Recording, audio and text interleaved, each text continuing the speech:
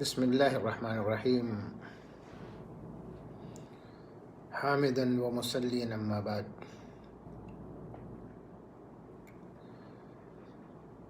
مشاہدین کرام،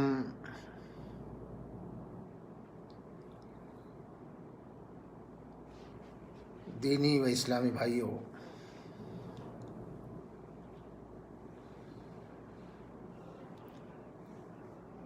آج کا بھی درس کل کے درس کے کچھ نقاط جو پورے نہیں ہو سکے تھے اور کچھ باتیں گزشتہ کل کے درس سے جو میں نے بچا رکھی تھی، چھوڑ رکھی تھی، جو وقت زیادہ ہو گیا تھا،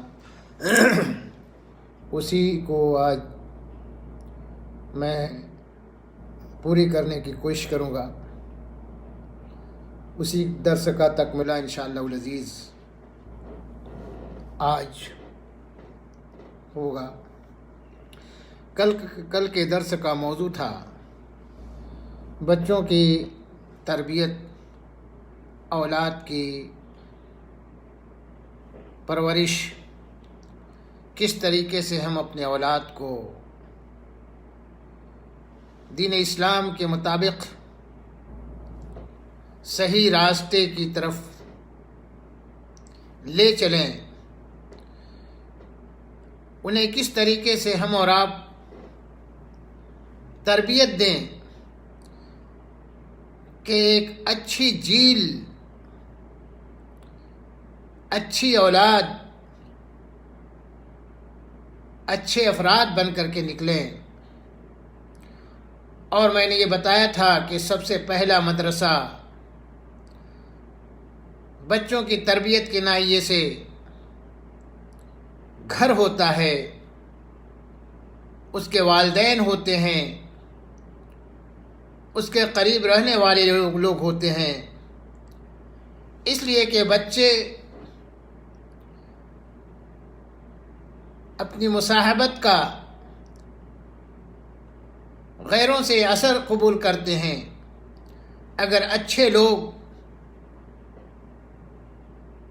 اچھی تعلیم اور اچھی تربیت کے ساتھ ساتھ ان کی رہنمائی کریں گے تو بچے یقیناً سیدھے راستے پر چلیں گے اور ان کے اندر انحراف نہیں ہوگا. اور ہر موڑ پر ہم ان کو ایسی تعلیم دیں، اس طریقے سے انہیں ادب سکھلائیں، ایسی تربیت کریں، اس انداز سے ان کو ہم صحیح راستے کی طرف گائیڈ کریں کہ ہمارے اثر کو قبول کریں. اگر اس کے خلاف ہم اور آپ کسی طریقے کی رہنمائی کریں گے تو یقیناً وہ اثر قبول ضرور کرے گا، لیکن غلط رہنمائی کا اثر غلط ہی اس کے اوپر نمودار ہوگا. اور کل میں نے اسی ناحیے سے چند باتیں بتانے کی کوشش کی تھی کہ بچوں کو یا بچوں کے سامنے کبھی گھر کے اندر آپس کے اندر تکرار، تو میں، جھگڑا لڑائی، جنگ و جدال، گالی گلوج یا اس طریقے کی چیزیں بچوں کے سامنے کبھی نہ کریں. اولاً تو یہ چیز کرنی ہی نہیں چاہیے، لیکن اگر بائی دا وے کبھی میاں بیوی کے اندر کوئی تک جھک ہو گئی تو بچوں کے سامنے یہ چیز نہیں ہونی چاہیے، اس لیے کہ بچے اس کا بہت زبردست اثر قبول کرتے ہیں اور اس سے متاثر ہو کر کے وہ چیزیں اپنے اندر بھی جذب کر لیتے ہیں. اور ایسے ہی میں نے یہ بھی بتلایا تھا کہ اگر بچے کوئی غلطی کریں تو گھر کے افراد کے سامنے، تمام لوگوں کے سامنے آپ انہیں ڈانٹے پھٹکارے نہیں، انہیں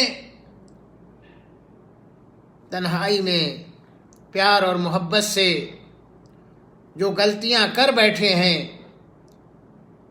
آپ ان کی طرف اشارہ کریں کہ یہ چیز غلط ہے، بیٹے یہ کام نہ کرو، یہ کتاب و سنت کے خلاف ہے، یہ معاشرے کے خلاف ہے، یہ فلاں کے لیے مضر ہے، یہ فلاں کے لیے اس طریقے کی چیزیں ہیں۔ اگر ہم ان چیزوں کا خیال کریں تو بچے یقیناً ہمارے اثر کو قبول کریں گے۔ لیکن اگر ہر شخص کے بیچ میں ہم نے اسے پھٹکارا، ہم نے اسے ضرب لگا دی، ہم نے اسے مار دیا، تو دوستو اس کا بہت غلط اثر پڑتا ہے۔ آئیے اسی طریقے سے بچوں کی تربیت کے گہنائیے سے میں یہ بھی بتانے کی کوشش کروں کہ ہمیشہ بچوں کو دینی ماحول میں ڈھالنے کی کوشش کیجیے۔ ہمیشہ انہیں ایسی جرائد و اخبار، ایسے کتابیں، ایسے پمفلیٹ، ایسے مجلات، ایسے جریدے بچوں کو دیں جس سے ان کی نشو و نما ہو تو درست ہو۔ وہ پرچے ایسے ہوں، وہ مجلے ایسے ہوں، وہ اخبار ایسے ہوں کہ اس میں فحش چیزیں نہ پائی جاتی ہوں۔ اس لیے کہ بچپن کے اندر بچوں کا ذہن بالکل صاف ہوتا ہے۔ جو چیز بچے پڑھتے ہیں بچے کے دماغ پر نقش ہو جاتا ہے۔ آپ انہیں قرآن مجید کی آیتیں، اس کے معانی، اس کی تفسیر، اسی طریقے سے نبی کریم صلی اللہ علیہ وسلم کی سیرت کے تعلق سے چھوٹی چھوٹی کتابیں، قصے، کہانیاں اور غزوات کے متعلق، ازواج مطہرات کے متعلق، اس طریقے کی چیزیں بچوں کو ابتدائی عمر میں لا کر کے دیں، انہیں پڑھائیں، پڑھ کر کے سنائیں، بہادری کے واقعات سنائیں، حضرت عمر کے، حضرت ولید کے، اور اسی طریقے سے حضرت ابوبکر، حضرت عمر، حضرت عثمان، حضرت علی، حضرت زبیر، حضرت طلحہ، حضرت عبد الرحمن بن عوف، ان طریقے کے صحابہ کرام رضوان اللہ علیہم اجمعین کے، صحابہ کرام کے واقعات بھرے پڑے ہوئے ہیں۔ قصے، کہانیاں صحیح انہیں سنائیں۔ اس کا نتیجہ یہ ہوگا کہ بچے جب یہ اچھی چیز سنیں گے تو اس کو قبول کریں گے، اسی رنگ ڈھنگ میں ڈھلیں گے اور اپنے اندر وہ چیزیں پیدا کرنے کی کوشش کریں گے۔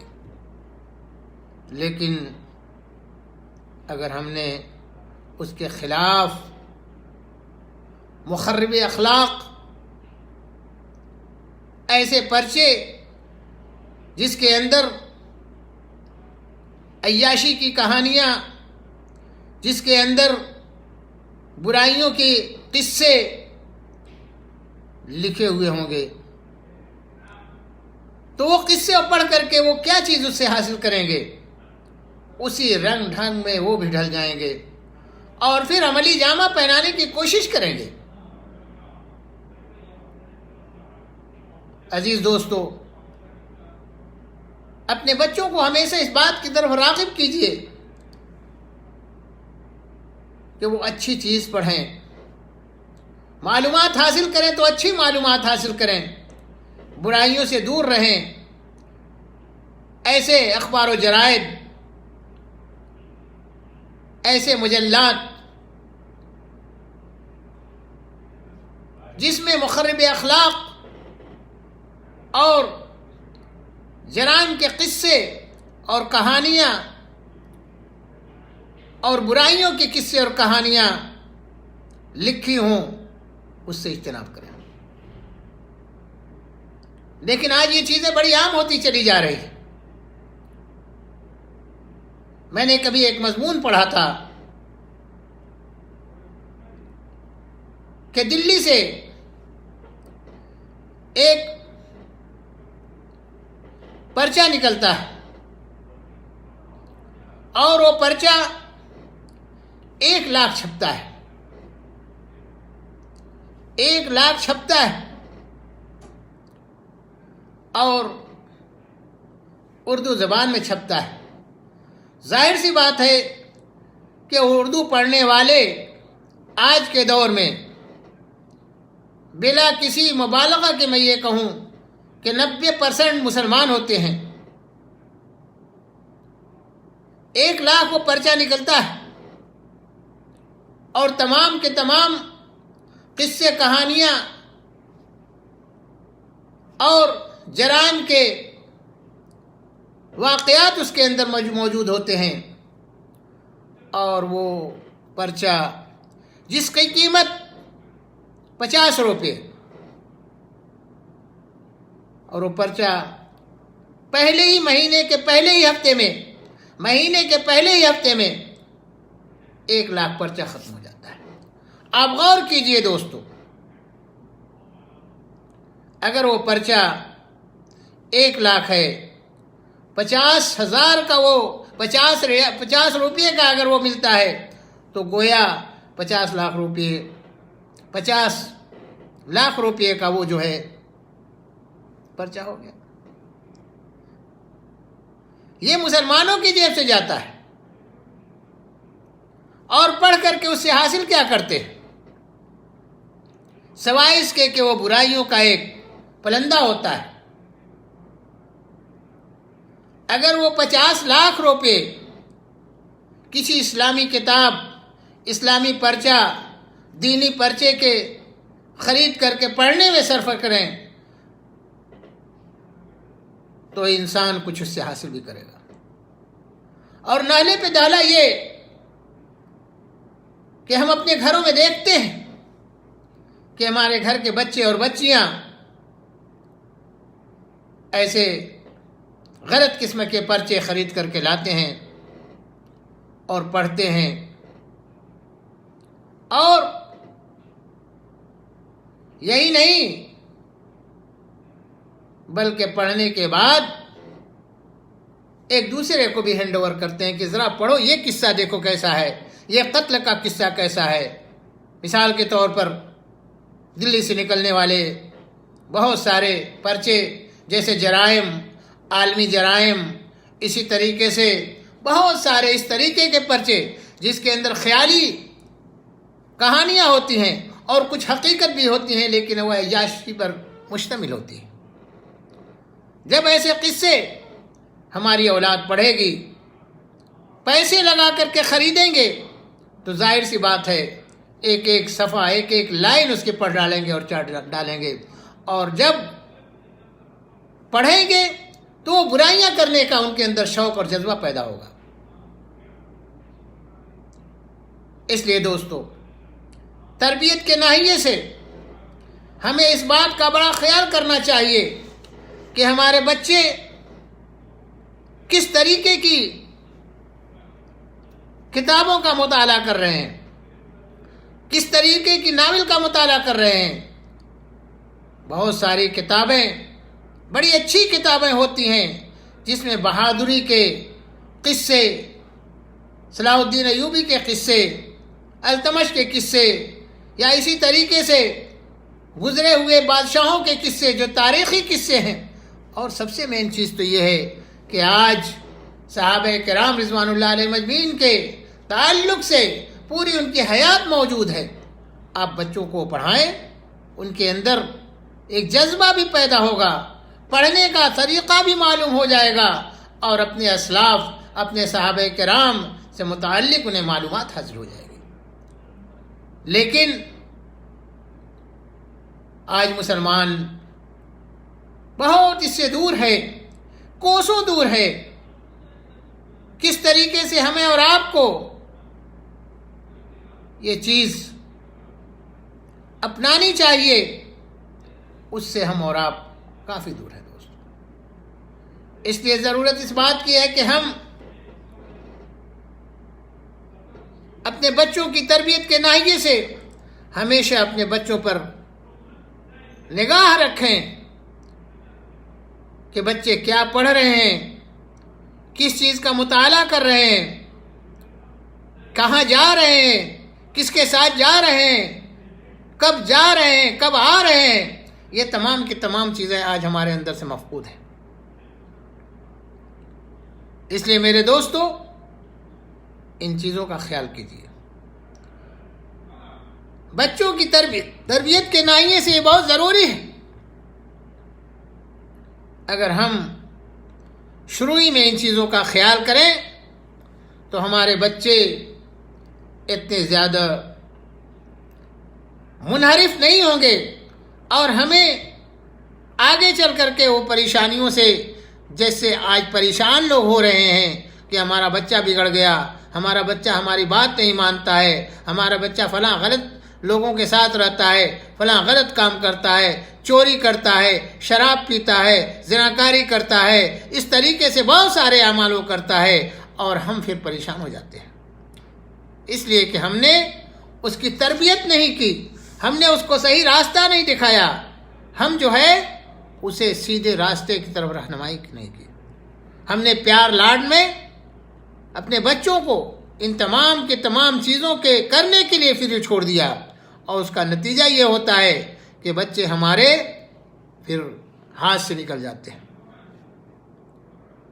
اس لیے میرے دوستو، ضرورت اس بات کی ہے کہ ہم اور آپ ان چیزوں کا خیال کریں۔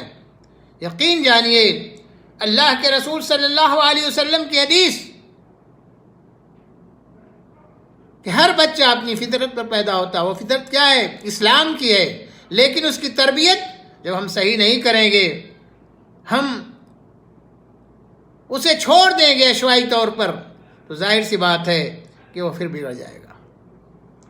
اس لیے دوستو، ضرورت اس بات کی ہے کہ ہم نبی کریم صلی اللہ علیہ وسلم کی بتائی ہوئی شریعت پر عمل کریں۔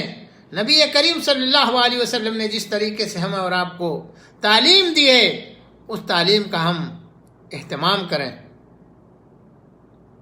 اور اپنے بچوں کے اوپر ہمیشہ نگاہ رکھیں، ہمیشہ دیکھیں، نگرانی کریں، اور نگرانی حکمت کے ساتھ کریں۔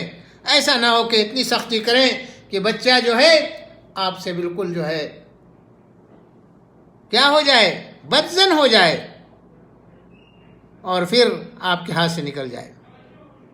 اس لیے دوستو، بچوں کی تربیت کے ضوابط کو سمجھیے، اصول کو سمجھیے، کس طریقے سے ہم بچوں کی تربیت کر سکتے ہیں۔ اور یقین جانیے، بچوں کی تربیت اگر شروع میں آپ اچھی طریقے سے کر دیں گے تو آپ پوری زندگی آرام سے رہیے۔ آج بہت سارے لوگ ہیں جو پریشان حال ہیں اپنے بچوں کے ناحیے سے، ان کی تربیت صحیح طریقے سے نہیں کر پا رہے ہیں، اس لیے کہ باپ خود بگڑا ہوا ہے، خود غلط کاموں کے اندر ملوث ہے، خود نماز نہیں پڑھتا ہے، خود جھوٹ بولتا ہے، خود ایک دوسرے کو لڑاتا ہے، اور اس کا نتیجہ یہ ہوتا ہے کہ اولاد بھی ویسی ہوتی ہے۔ اس لیے میرے دوستو، اس چیز کا خیال کیجئے، اللہ کے رسول صلی اللہ علیہ وسلم کی بتائی ہوئی شریعت کے مطابق عمل کیجئے۔ یقین جانیے، کامیابی آپ کا دامن پکڑے گی اور آپ کامیاب رہیں گے۔ اللہ وحدہ لا شریک سے دعا کرنا چاہیے، اللہ تبارک و تعالی ہمیں توفیق عنایت فرمائے کہ ہم اپنے بچوں کی صحیح طریقے سے تربیت کریں، صحیح طریقے پر انہیں اسلام کے منہج پر ہم انہیں لے چلیں، تاکہ اس دنیا کے اندر بھی بچے کامیاب رہیں، ہم بھی کامیاب رہیں، معاشرہ بھی ٹھیک رہے، مجتمع بھی ٹھیک رہے، گاؤں محلہ ٹھیک رہے، ملک ٹھیک رہے۔ اس طریقے سے ہم اور آپ اس دنیا کے اندر بھی کامیاب ہو سکتے ہیں اور آخرت کے اندر بھی۔ اللہ تبارک و تعالی ہم لوگوں کو نیک عمل کرنے کی توفیق عنایت فرمائے، اور اپنے بچوں کی صحیح تعلیم و تربیت کرنے کی توفیق دے۔ وما علینا الا البلاغ، وآخر دعوانا ان الحمد للہ رب العالمین۔ السلام علیکم ورحمۃ اللہ وبرکاتہ۔